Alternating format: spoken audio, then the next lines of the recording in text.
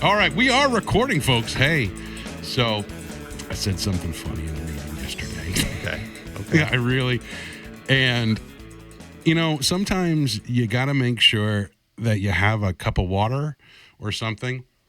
Mm-hmm. You do. I agree. To wet the whistle. I've got a little bit here, which I'll be sure to hydrate everybody. Yeah. But there's a reason. Exactly. Stay hydrated, stay fresh. But so and we're talking, we're jammering, and it's a strategy meeting. It's a pre-strategy meeting, and the company I work with, we have a big partner, and it happens to be Adobe. And so we're talking, and it just blurted out, well, the Adobe, and then I kept going, and I went, whoa, wait a minute, not Adobe, and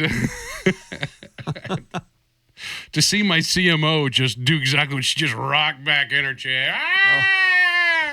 And we derailed this meeting for a solid 5 minutes. It's good when that happens, I feel like, because it can cut through the we're all super formal feeling that often can happen in some of these meetings. But just like, so Adobe, I didn't say that. No, I'm not never happened. You can't prove it happened. No, yeah. It means it wasn't nothing. Recorded. It means this is hello. But I'm just glad it was an internal meeting. And my advice is when you do something like that, just to roll with it and to see who laughs. And that's the great thing about Zoom is it was like watching the Brady Bunch cast just roll back in their chairs. I think everyone does the pull back. Oh, yeah. They're pull all back like, from their microphone did he just a little say bit. That? Holy shit. Did he just say doobie on a call? I think the younger generation might not know what that is. But that is an old person term for marijuana cigarette. Yeah. It's when you had to be a little bit more clandestine. Yes. Back in the days. Back in the day, which isn't that long ago, to be honest. It's not that long ago. No. We're talking 20 years. But, yeah, that was a funny one. That one shocked some people in the meeting, including myself, because I had no plans on saying that. And hence why I recommend water, stay hydrated, and, hey, welcome to Demo Jockeys. My name's Adam DiTomasso, and with me again, as always, is Jack Cochran. Welcome to Doobie Jockeys. Welcome to Doobie Jockey. I even almost messed that up, too. I think I said it wrong. It came out good, though. It was good timing. It works. It works. Today's a continuation of our conversation last week, the part 2 of the conversation with Chris White. It's going to be fantastic. I don't think we need much more lead. I mean, for those of you who didn't maybe see last week, pause this. It's not going anywhere. Go back, listen to last week, then come back. But this is a reminder, Chris White, check out Tech Sales Advisors. Check out the book if you haven't bought it. His weekly show on LinkedIn, Tech Sales Advice. Do all the things. And then unpause. Things. And then we're going to take you right into the show. So we'll see you there. See you there.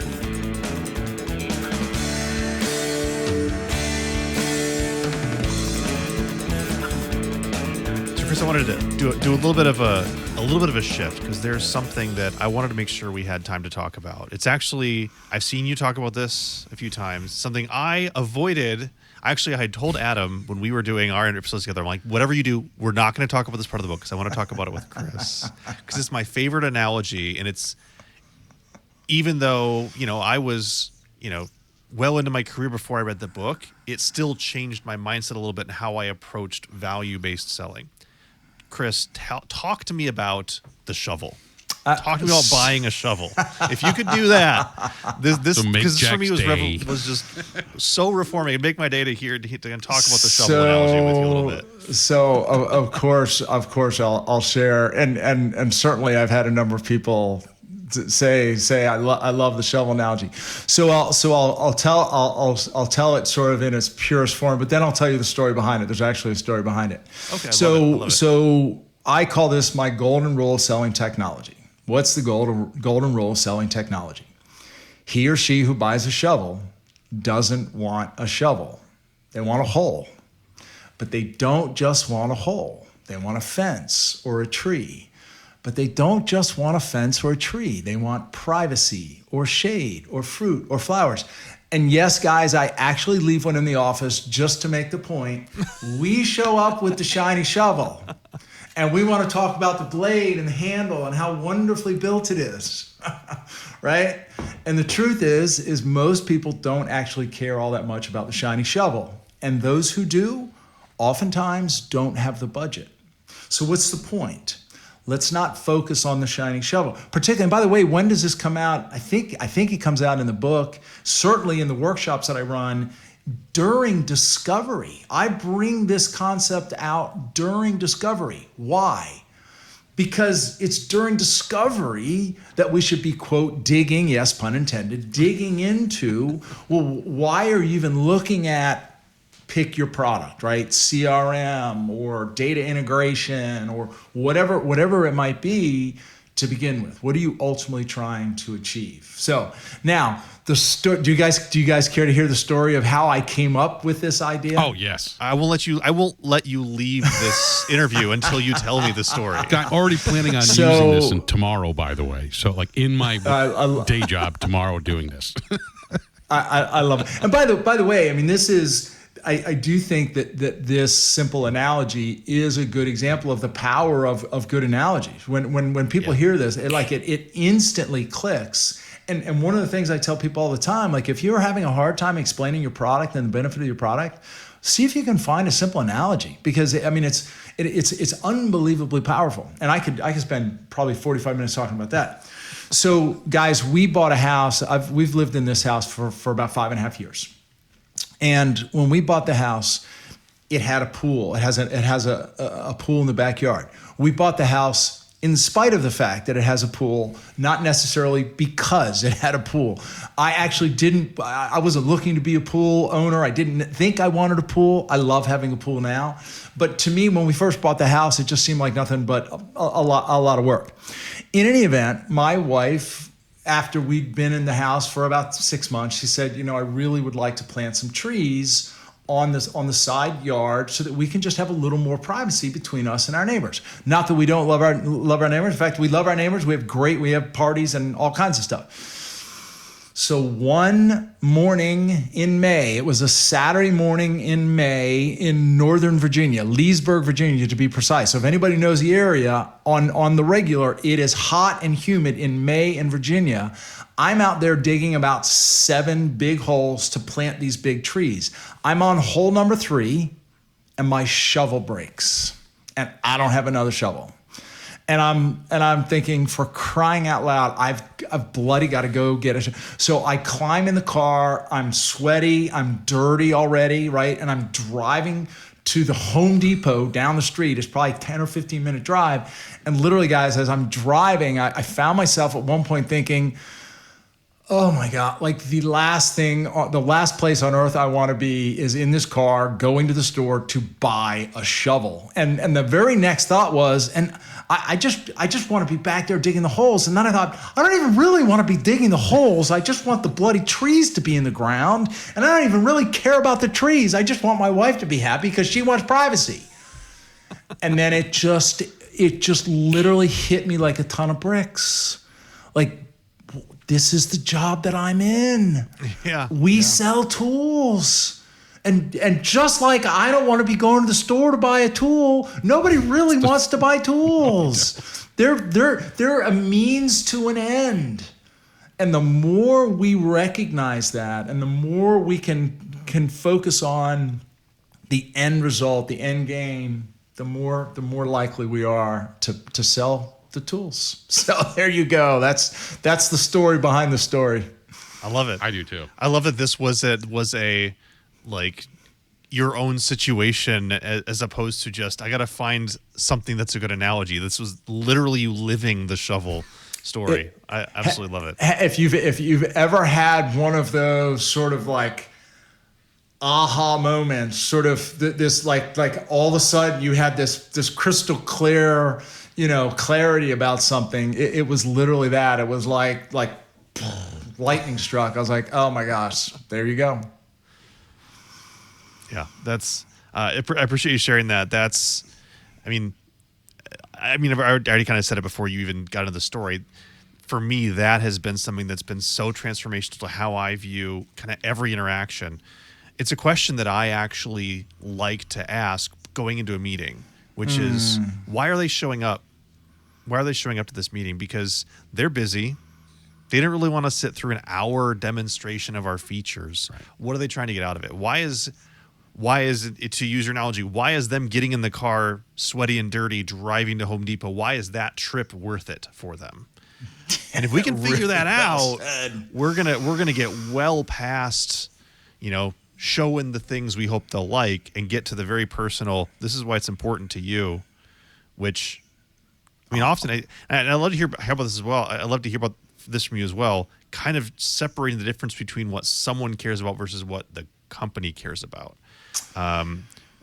Love to hear from your perspective. How have you seen that play out too, as you kind of dig into what someone might like to see? Yeah, no, I think that's a really important point. And this was another, I think, difficult lesson that I had to learn on my journey. And look, let's be honest, this is why habit number 6 is to perfect. If I'm honest, I'm still learning all these principles even to this day. But the reality is you may be meeting with an individual that represents a company, and he or she may in fact be more focused on the technology or the tool, or they may have a much smaller perspective than maybe their boss or their boss's boss, and they may be losing sight of what really the end game is. So I think and this is where I think we need to be big S, little e sales engineers. This is where I think as a sales professional, sometimes we need to help the people that we're working with discover or consider what really is the end game. What are you really trying to achieve? And there are ways to do that. I recall at times asking some of the people that I was meeting with, if I spoke to your boss's boss, what would he or she think about this, or what would he or she care about most, right? And it's sometimes you get some interesting responses, right? And by the way, this is actually a good way to we don't love disqualifying opportunities, but we also don't want to spend months working on an opportunity that's really not backed by an executive sponsor. So it is a good way to sort of level up the conversation. Here's I think the key takeaway.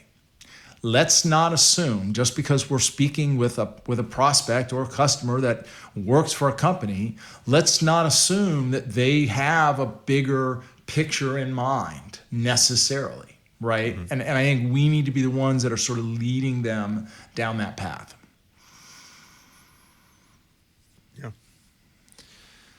Yeah, absolutely. That's something that's easy to forget, is that we always assume that the picture is perfectly clear in the person's mind.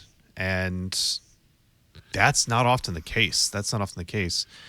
Do you find that it's good to, in those instances, to come in with more of a, here's what our other customers have seen, or do you just try and guess at it? What's a good philosophy for when you're in that situation? Yeah, no, I love that. I do think that this is where we need to be. We need to demonstrate or become or position ourselves as subject matter experts. We can talk about what other customers have achieved. We can talk about some of the concerns that some of our other customers have experienced, some of the pitfalls that they've experienced, right? And help them sort of think broader than what they're thinking. We were talking about discovery, and it's interesting. The questions that I find to be the most valuable during discovery are questions that get the customer thinking about something that maybe they haven't thought of yet or haven't considered. If our discovery is only scratching the surface, and they're only telling, there's that thumbs up again. If you want to, I think if we do this, you can get balloons. I have I think at work. That's right. I think, yeah. There you go. There you go. The balloons. There you go. So I've got all kinds of graphics. Yeah. If you want a fun one, throw up the What does there that you go. do? Is there a thumbs up? There's Give got a to little be. laser shot Oh here. my goodness! I did not. I'm learning now. I'm starting to play with the tool. You got me all worked up about the tool. I know. I've that one didn't accidentally do. Someone told me that, but I've definitely made balloons appear on my work laptop. I love before. that. So for anybody who may have guessed, I recently made the switch from I've been a Windows guy literally my entire life, Microsoft Windows my entire career, and I just recently made the switch to Apple, to a Mac Air, I think. So at the urging of my kids. So I'm still going through that process. Just remember, you can enable right click. Most important. I can't. Okay, we'll have to take that offline. You'll have to teach me how to do that. I haven't figured that one out yet. Any event, where were we? So how do we sort of elevate the conversation? I think it is talking about what other customers have done. There's a term that I love to use called the disruptive truth. And what's the disruptive truth? There are things that we can share that are maybe counterintuitive insights or just insights that we have that may not be obvious to others that are designed to sort of change the way they think. And I know we were talking about discovery, and when we can ask a question that really gets the customer. It's one thing to ask questions and they're just giving you answers sort of straight off the top of their head. Right. We're just scratching the surface. And honestly, I think most people get a little bit impatient with that, right? I mean, you're asking me just basic questions. But when we ask them a question that maybe they haven't considered, that is not only is it a great way to get them to start thinking about the problem or the challenge or the end state a little bit more broadly, we also start demonstrating our expertise. And we're positioning ourselves as experts and we're building credibility. So I think this is people ask me, Chris, how do you differentiate from sort of a junior SE to a more senior, a more seasoned, a more tenured SE? To me, these are the kind of things that really define a more senior SE, a more tenured SE. Mm-hmm. I'd like to jump in on that, and I'd like to think about this idea too. How would we tie? I think it's a great point, differentiating a junior SE to a senior SE. But what about the element of storytelling in the preparation, utilizing discovery, and being able to essentially tell the story, execute on the vision, deliver the demo, but at the same time thinking about the idea of, and this goes back to an earlier conversation of, well, who's in the room? Business-wise, like, do we need to talk to the person? Because the landscaper does care about the shovel. So we've got the landscaper in the room. We've got the person who wants the privacy in the room telling that to a cohesive story. Any comments on that or commenting on that in general? Yeah, and by the way, Adam, I'm already reading you. You're the one who strings together a few complex questions and gives me like 10 different things that I don't want to share. Yes, as a result, like my brain went 5 different directions as you were speaking. Let's pick that apart a little bit. Let's talk about different people in the room at different levels in the organization with different perspectives, right? The example you gave, we'll stick with the shovel. You've got someone who just cares, is this going to give us privacy, right? And you've got the person who's actually got to dig the holes. Is it going to work for me? Because I'm the one who's working over here to get this job done. For starters, I always say you sort of have to level up to the highest, what I call the highest common denominator, right? If you've got someone in the room that's concerned about the executive perspective, we need to make sure we satisfy that individual. That being said, I think if we quote placate, and I'm afraid to use my hands because I'm gonna create something in the screen behind me, but I think the danger we run into is the group feeling like we're just placating to or patronizing the leaders and not putting, quote, any meat on the bone, so to speak. And look, an insightful leader is looking not only for, are you satisfying or are you addressing the executive perspective and the strategic objectives, what have you, but are you satisfying the technical principles in the room as well? And do you have enough situational awareness and emotional intelligence to be tuned into who is who, right? So I do think that we need to try to satisfy as many perspectives as we can. Here's just an interesting perspective, guys. It took me, gosh, I don't know. It took me at least 5 to 10 years into my career to sort of come to this aha moment or figure this out. But it occurred to me one day, and I was still, I had a 15-year career as a consultant. I was an IT consultant. I just did IT stuff, and I was an enterprise architect. And I was in a meeting one day, and it occurred to me, and every time somebody spoke, all they were talking about was their perspective and what they cared about. And nobody was listening to anybody else. And I'm sort of a consultant, so sort of on the outside, sort of looking in. And it finally occurred to me, everybody's thinking the exact same thing in this meeting. It's all about me. Right? So the more we can remember that, more than likely every member of that team to a certain degree is thinking about it's all about me. Now, some of them have a higher level of emotional intelligence and they're more concerned about the team and all that. But the more we can remember that everybody wants to understand how's this impact me and at their different levels, sort of address that as best we can. I think we're going to do a good job, or at least manage the room, and the more the players, the harder it is.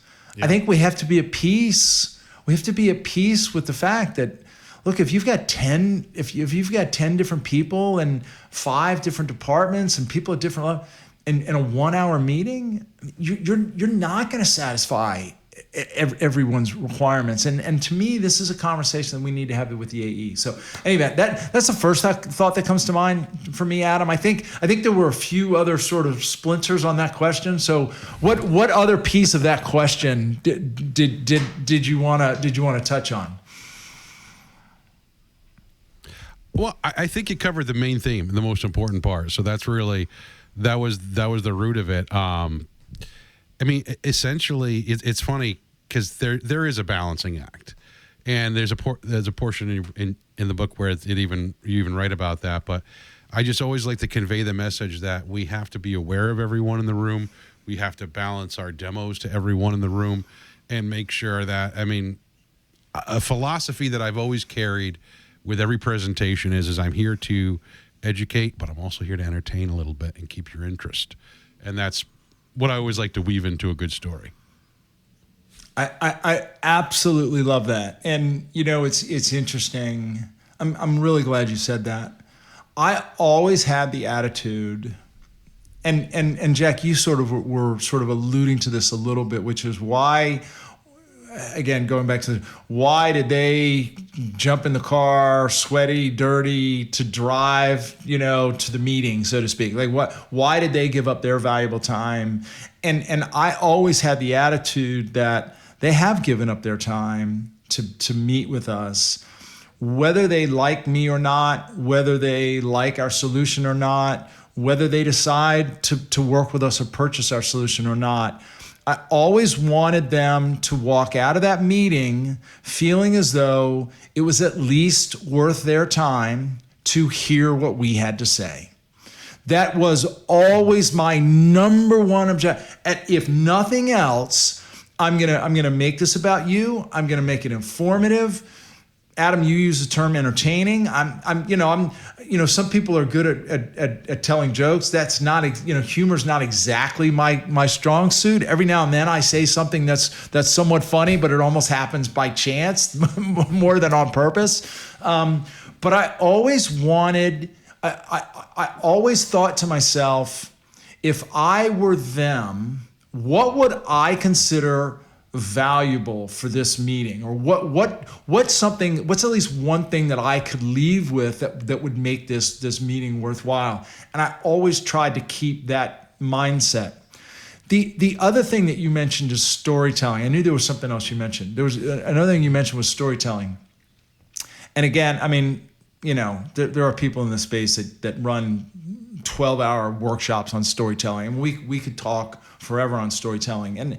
And I'll share just a couple of thoughts. The first one is I think it's a term that's way overused. I think we way overuse the term storytelling, and I think we as a profession need to learn to become more specific when we talk about telling stories.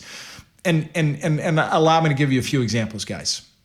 I'll argue that my shovel analogy is an example of a way to get a point across with a story.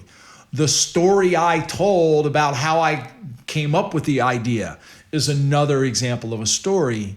But there are other ways in which I think we can, quote, tell stories or weave stories into our demos in such simple ways. And I'm going to give you guys, and I'll give the listeners one great example.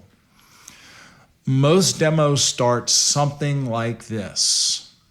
We're here today to demonstrate our product and show you how our product does X, Y, and Z, A, B, and C, right? And by the way, people talk about the tell, show, tell approach. That's a very common approach, right? So what did I just do? I told you, right, what I'm going to do, and now I'm going to show you, and then from now on, I challenge everybody who listens to this. From now on, I challenge you to start your demos in some way like this.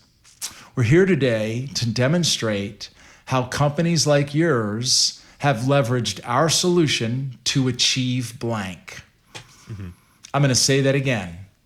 We're here to demonstrate today how companies like yours have achieved blank using our solution. It completely changes the trajectory of the conversation. We're not here to demonstrate a product. We're here to demonstrate how companies like yours achieve blank. Interested? Yeah, that does change the tone, right? And I think that's a fantastic tip. I'm always looking for anything I can do to help take the focus, not take the focus, like clearly they want to hear from us. So we're not taking the focus off of us, but take the focus off of widget A, B, and C and put the focus back on why the heck, why the shovel, right? Like I said, this has been like, it's the whole, how can we do whatever we can to get to the privacy that you care about, Exactly. And which I love that. I love everything related to that shift and dealing with different people in the room.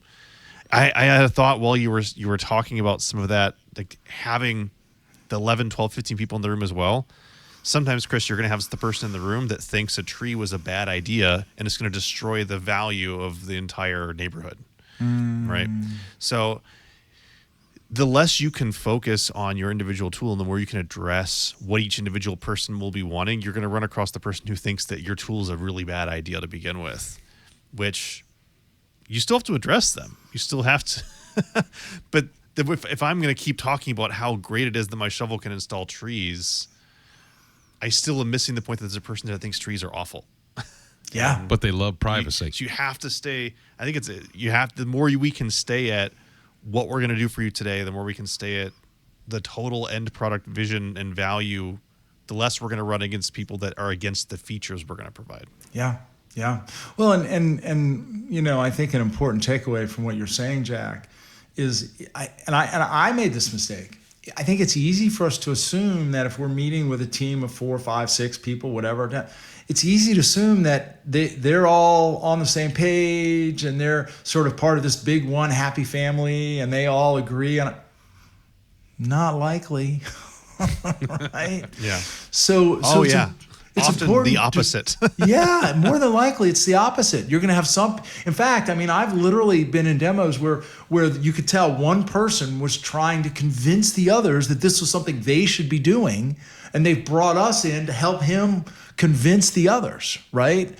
You got to be you got to sort of walk delicately in that situation. Oh yeah, I have been caught in the middle of a political fight at a company, and that's and then where it explodes in the room that you're in, and all of a sudden you're going, do you want us? Like I actually asked, is it better if we leave and reschedule? like, should we be Because here? clearly there's some like I don't feel like we should be listening to this, and they're like, yeah, why don't we? We'll reconvene. Yeah. Yeah, That's awkward. So true. Chris, we do have one Indeed. more question for you that we'd love. Fire away. We'd love to jump in right now. What would you change in the book if you would change anything?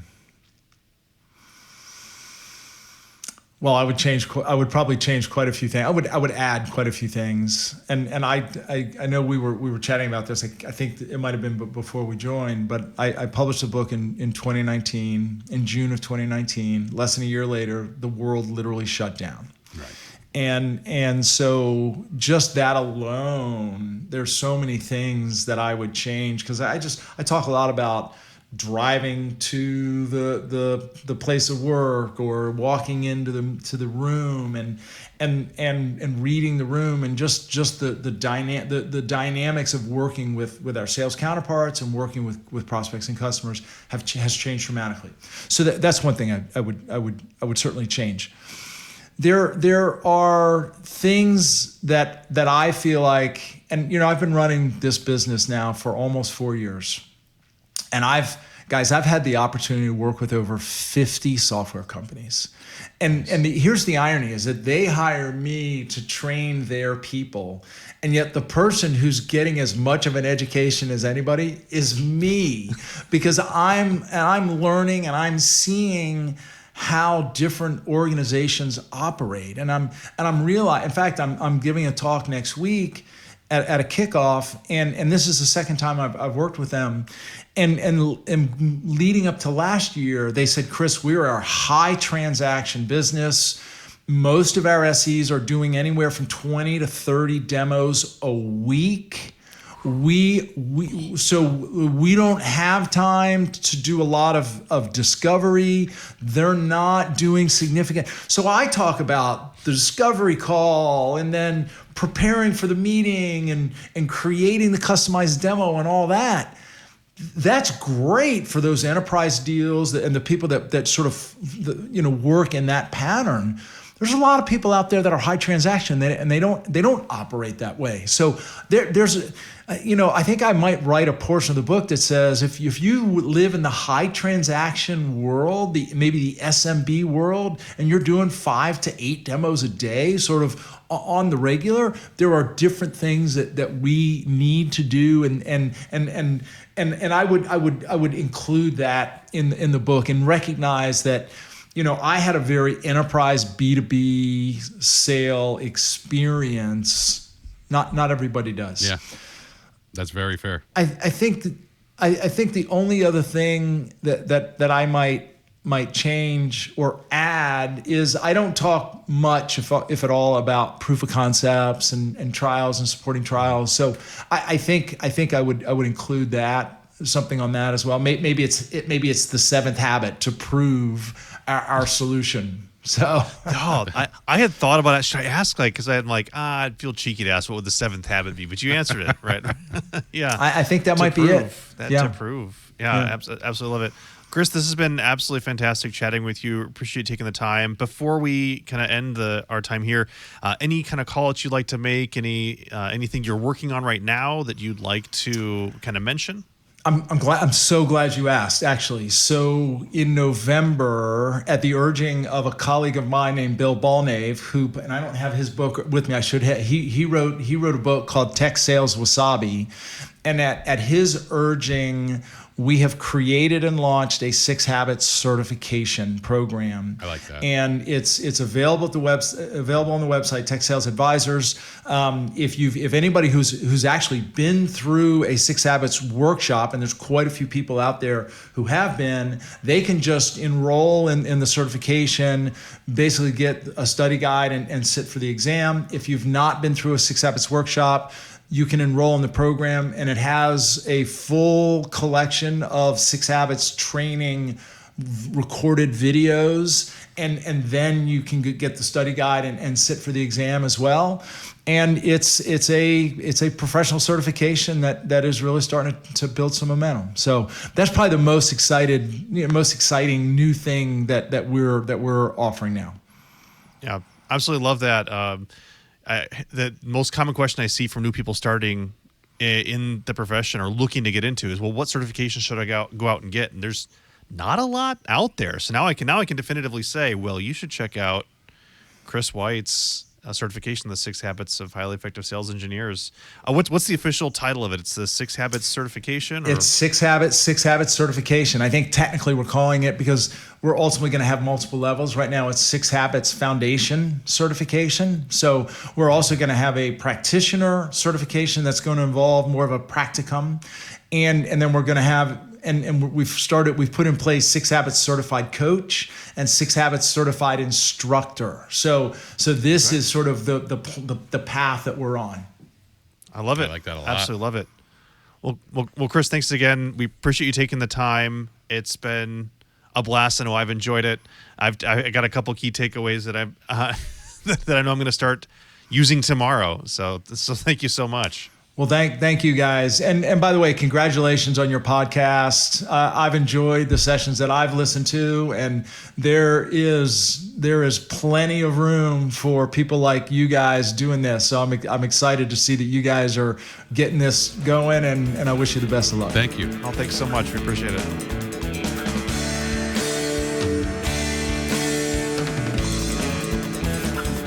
Well, that unfortunately is the end of our interview with Chris White. I hope you enjoyed it as much as Adam and I enjoyed chatting with him. All, laser lighting effects and balloons and thumbs ups and everything else that goes on. Always an adventure. It was had so much fun. We hope you did as well. As a reminder, check him out on LinkedIn, and we'll also link to the 6 Habits Foundation certification that if you're looking to level up your game, check it out. I know a couple people who've gone through it. They said it's been absolutely worth it. I kind of knew about it beforehand, but that's okay. I did not. Okay. Yeah. Well, hey, Adam, there you now you know, Adam. Go check I do. it. Now you know. Right. Now so I know. Chris was letting you know about it. Yeah. I'm learning. But yeah, that's going to wrap up our January here. Starting next month in February, Doing Discovery, and I covered the name. I did it again. Doing Discovery by Peter Cohen. Pick up the book, give it a read. It's a heavy book. I mean, we talk about doing discovery with Chris in the interview. This is a great way to get your foundations on actually the mechanics of doing discovery, which I found very beneficial reading through the book. I know, Adam, you have as well. It'll be fun to talk about. Meanwhile, demojockeys.com. Come join the Slack community. Come join the conversation. Be a part of that. Be a part of giving us suggestions. What books would you like to see this year? We already got a good number of books and guests lined up for this year already, but the whole year isn't planned out yet. So if you've got an idea, a book you'd like us to cover, please let us know. And the Slack community is the best place to do that. It's gonna get exciting, folks. It really already is. It's already. I've already been having excitement. Anyways, we'll see everybody in February. Thanks for being here. Take care. Bye.